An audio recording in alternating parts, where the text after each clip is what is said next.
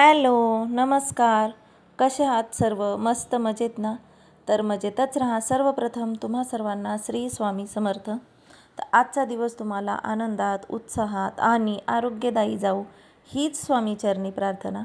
तर बघा, आजचं मॉर्निंगचं रुटीन मी तुमच्यासोबत शेअर करणार आहे. तर आज ना मी बनवणार आहे आईने आणलेली घोळाची भाजी. म्हणजे ही ना जास्त कोणी बघितली नसेल ही भाजी. जास्त मार्केटमध्येही बघायला मिळत नाही.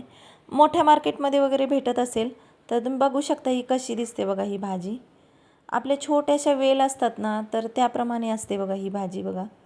आणि ही जास्त तर ना म्हणजे जी पाण्याची जमीन असते, काळी जमीन असते, ऊसाची शेती किंवा जिथं भाज्या वगैरे पिकवल्या जातात ना, तर त्या जमिनीमध्ये ही जास्त भाजी येते. हिला काही लावलं जात नाही, ही अशीच येते बरं का.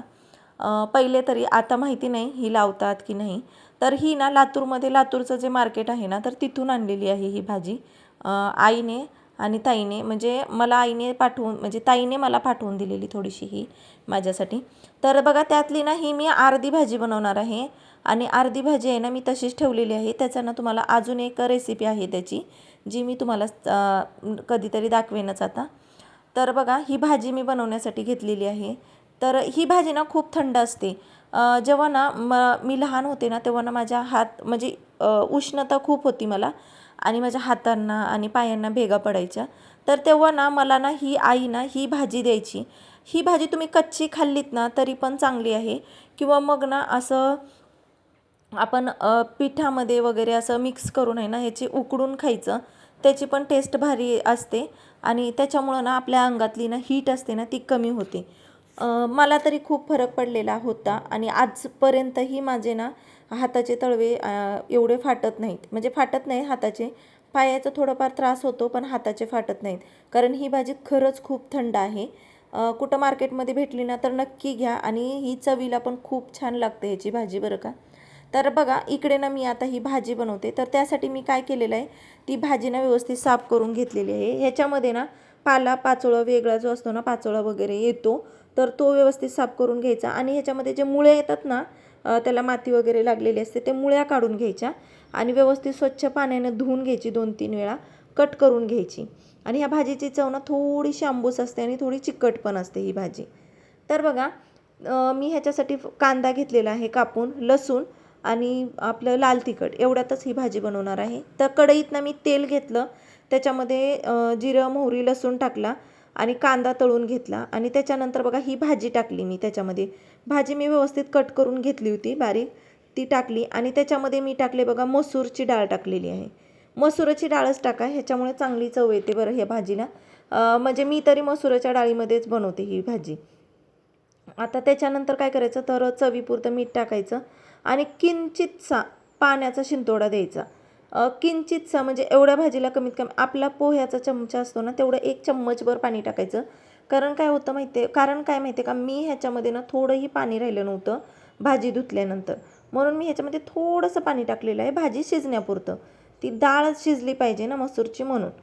तर असो, इकडं बघा डाळ मी म्हणजे फोडणी मारले आणि आता थोडा वेळ झाकून ठेवले शिजेपर्यंत. आणि इकडं बघा, मी कुकरला ना डाळ लावली होती आधी. तर आज मी फक्त तुरीची डाळ आहे ना त्याचंच वरण बनवणार आहे, तिखट वरण बनवणार आहे.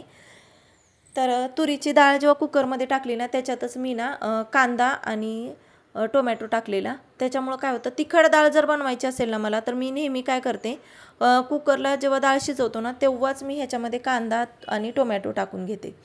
तर इकडं बघा, मी कांदा टोमॅटो घालून ही डाळ शिजवून घेतलेली आहे कुकरला आणि आता त्याला ना मी फोडणी देणार आहे. तर फोडणी देण्यासाठी तुम्हाला माहितीच असेल नेहमीप्रमाणे जिरं, मोहरी आणि लसूण टाकायचं. तर मी ना आज फोडणीमध्येच ना कढीपत्ता आणि कोथिंबीर टाकणार आहे फोडणीमध्येच. तर इकडं ना मी डाळीमध्ये पण हळद टाकून घेतलेली आहे, तुम्हाला दिसतच असेल. आता ही जी हंडी आहे ना त्याच्यामध्ये ना मी जिरं, मोहरी, कढीपत्ता आणि लसूण टाकलेलं आहे. आता ह्याच्यातच बघा मी थोडीशी कोथिंबीर टाकते. जर तेलात कोथिंबीर अशी तडतडली ना तर खरंच खूप छान फ्लेवर येतो डाळीचा. तर बघा, आणि लाल तिखटमध्ये बनवणार आहे ही डाळ. तुरीची डाळ ना मोस्टली उन्हाळ्यात तरी खाऊ नका. पण बघा, मी काल परवाच मी बोललेली की पाऊस 7 तारीख आलेली आहे तरीही पाऊस आला नाही. पण बघा, त्या दिवशी 7 तारखेला बरोबर रात्रीच पाऊस आला बरं का. तर पावसाचं आगमन झालेलं आहे कोकणामध्ये. खूप छान वाटलं आहे. पण पाऊस पडला आहे तशी गरमी पण जरा जास्तच वाढलेली आहे. तर इकडं काय केलं आहे मी, आता डाळीला फोडणी दिली आणि लिंबू सरबत बनवण्यासाठी घेतलेलं आहे. कारण अजून गरमी संपलेली नाही किंवा ऊनही कमी झालेलं नाही आहे पाऊस पडला तरी पण. तर त्याच्यासाठी बघा, त्या हंडीमध्ये ना मी मीठ टाकलं, थोडंसं साखर टाकली आणि लिंबू पिळून ठेवलेला आहे. थोडा वेळ ना साखर थोडीशी विरघळेपर्यंत. आता इकडं काय केलं आहे मी, कुकरमध्ये घेतलं आहे भात बनवण्यासाठी. भात लावला आहे मी कुकरमध्ये. आणि बघा, भाजी माझी पूर्ण शिजले बरं व्यवस्थित. कढई खाली उतरून ठेवली आणि इकडं डाळ शिजते आणि इकडं ना मी भाताच्या शिट्ट्या घेते. तोपर्यंत ना इकडं मी सगळ्यांना ना लिंबू पाणी देते. आता हे लिंबू पाणी ना सगळ्यांनाच देते मी, विहानला, स्वीटूला आणि माझ्या मिस्टरांना पण देते आणि मी पण घेते सकाळी सकाळी. नाश्ता नाही केला तरी चालेल, पण लिंबू पाणी घेतलं ना एनर्जी येते बरं का. एवढं एनर्जी ड्रिंक किंवा जे आर्टिफिशियल जे ज्यूस असतात ते घेण्यापेक्षा हे बेटर आहे नाही का. आपण जर लिंबू सरबत घेतला तर हां, साखर ज्यांना टाकायची नसेल त्यांनी नका टाकू, पण लिंबू मात्र लिंबू आणि मीठ टाकून घेतलं ना तरी चालेल. तर बघा, इकडं सगळ्यांना लिंबू सरबत दिलं आणि त्याचबरोबर मीही थोडंसं घेतलं. आणि आता घेतलेले आहेत बघा मी ज्वारीची भाकरी बनवण्यासाठी. तर ज्वारीची भाकरी घेतली.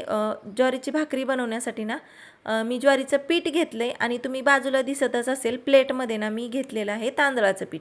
आता मी तांदळाचं पीठ का घेतलं असेल तर बघा, ज्वारीचं पीठ म्हणजे का त्याच्यावर सुक्या पिठावर ना आपण भाकरी जेव्हा थापतो ना तर तेव्हा ना ती लवकर अशी सरकत नाही, म्हणजे फिरत नाही पाहिजे तशी. फिरते, आता बरेच लोक ज्वारीच्या पिठावरच करतात. पण मला असं वाटतं ना, तांदळाचं पीठ घेतलं ना तर भाकरी ना तर जरा लवकर फिरते, अशी फास्ट फिरते. म्हणून मी काय करते, तांदळाचं पीठ घेते. आता माझ्याकडं होतं तांदळाचं पीठ म्हणून घेतलं. नसतं ना माझ्याकडं तेव्हा मात्र मी ना ज्वारीचंच पीठ घेऊन भाकरी थापत असते. तर बघू शकता नेहमीप्रमाणे मी कशा माझ्या भाकरी बनवते बघा.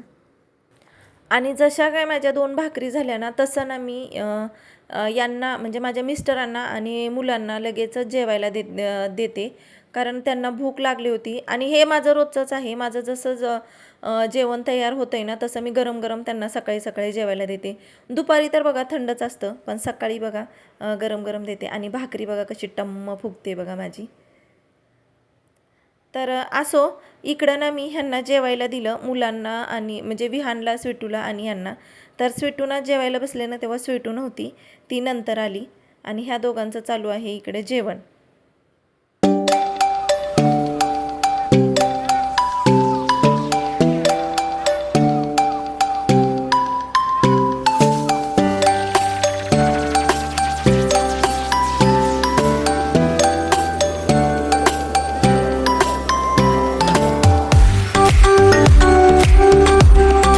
आता या तिघांचाही नाश्ता झालेला आहे आणि आता दुपारसाठी मी हेच जेवण ठेवणार आहे. मी दुपारी काही वेगळं बनवणार नाही, कारण दुपारून मला अजून दुसरं काम आहे, तेही मी आज तुमच्यासोबत शेअर करणार आहे.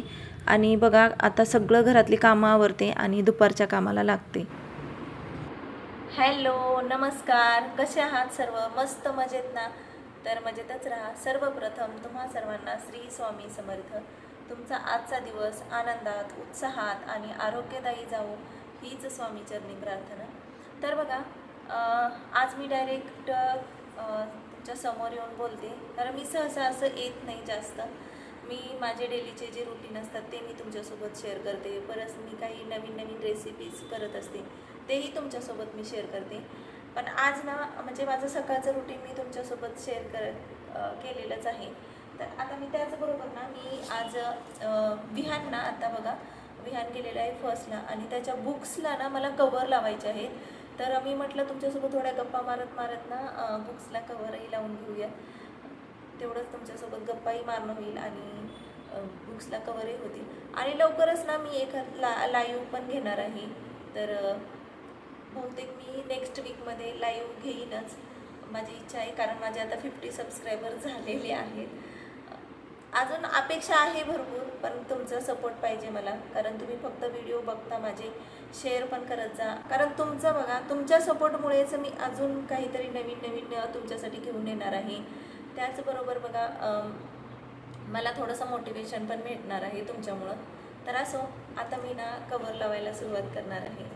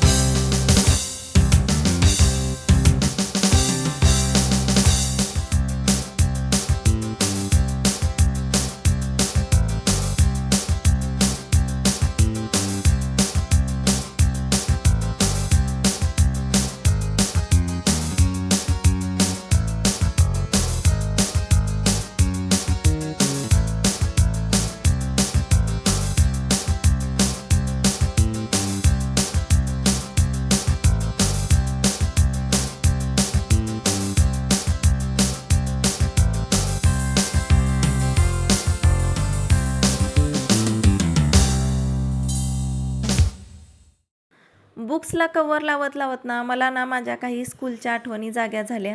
आणि बघा, जेव्हा मी स्कूलमध्ये होती ना शिकायला, म्हणजे शाळेमध्ये, तर जिल्हा परिषद शाळेमध्ये, जिल्हा परिषद जानवळ इथं माझं शिक्षण झालेलं 7वीपर्यंत. तर तिथं असताना ना आम्हाला शाळेतूनच ना बुक्स आणि युनिफॉर्म दिले जायचे. तर त्यावेळेस ना तो बुक्सचा जो सेट यायचा ना, तर त्याचा ना एक वेगळा, बुक्स जेव्हा आपण ओपन करायचो ना, त्याचा एक वेगळा स्मेल यायचा ना, तो मला आज आठवत होता बरं का, तो स्मेल. आता ही तर बुक्स विकत घेतलेली आहेत आणि मी कवरही विकत घेतलेली आहेत. तर आणि कवर जेव्हा बुक्स दिले जायचे ना, तर त्याला कवर लावण्यासाठी ना आम्ही काय करायचो, आपले जे न्यूजपेपर असतात ना, तर त्याचे कवर लावायचो. आणि त्याला ना चिटकवायला पण आम्हाला ना स्टॅपलर वगैरे मिळायचं नाही. तर ते आम्ही काय करायचं माहिती आहे का, आपलं भात असतो ना, भात शिजलेला, चिकट शिजलेला भात असतो ना, तर तो लावून आम्ही तो न्यूजपेपरला चिटकवायचा आणि कवर लावायचं. आणि त्यावेळेस तर आम्ही स्वतःच लावायचो कवर. आताच्या मुलांना सगळं काही रेडीमेड भेटतं बघा. म्हणजे विहानला तर माहिती नाही आहे बघा, मी कवर लावते आणि तो झोपलाय असं. म्हणजे तेव्हा किती म्हणजे आपण काळजीपूर्वक हे सगळं करायचो. आणि बुक्स भेटल्यानंतर त्याला एवढं सांभाळून ठेवायचं, एवढं जपायचं, नवीन नवीन बुक्स आहेत तोपर्यंत. आणि मराठीचा म्हणजे इतिहास तर मला एवढं आवडायचं ना, की त्यावेळेस ना म्हणजे काय असेल पुढं, काय असेल, चित्र बघायचे पहिलं बुक दिल्याबरोबर आधी काय काय असतं वगैरे. तर असं बरंच काही आठवत होतं मला. आणि बघा इकडे ना मी कवर लावते. तर कवर तुम्हाला मला म्हणजे जमतायत की नाही ते मला नक्की सांगा, की कसे कवर बसलेत ते बुक्सला. आणि बघा बोलता म्हणजे कवर लावताना ना माझा ॲक्च्युली रोलच संपला आणि माझे थोडे बुक्स पण विहानचे राहूनच गेले कवर लावायचे. तर आता उद्या ना मी जेव्हा मार्केटमध्ये जाईन ना, तर तेव्हा मी कवर घेऊन येईन हे रोल, आणि परत राहिलेले बुक्स आहेत ना त्यांना कवर बसवून घेईन. तर बघा माझं आजचं जे डेलीचं रुटीन आहे ते तर मी तुमच्यासोबत शेअर केलेलंच आहे. आणि बुक्सला जे कवर लावलेलं आहे तेही मी तुमच्यासोबत आज शेअर केलेलं आहे. तर माझा आजचा जो व्लॉग्स आहे तो तुम्हाला कसा वाटला ते मला नक्की कमेंटमध्ये सांगा. आणि व्हिडिओ आवडला असेल तर लाईक, शेअर, सबस्क्राईब नक्की करा. भेटूयात आता उद्याच्या व्लॉग्समध्ये.